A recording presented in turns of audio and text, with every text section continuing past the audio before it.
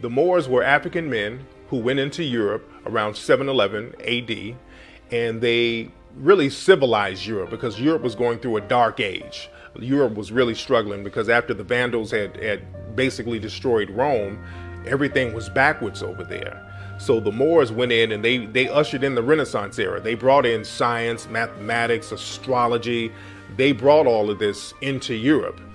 They are bringing in hot and cold running water. They are bringing in concepts of what we call a cosmopolitan city. They are lighting the streets by lamps.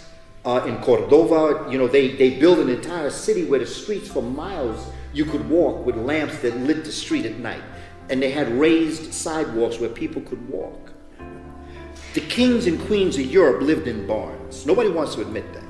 But they lived in barns. They lived with the animals. And another thing that the Africans brought in was that they said, you cannot let your chicken run around in your house, and them cows got to go outside. So they created what's called corrals. And corral is an Ethiopian word. It's a K-R-A-L sound. Corral, which is where they would put their animals after they domesticated them. Europeans let them animals run all up and down. This is where the German measles come from. This is where chickenpox come from.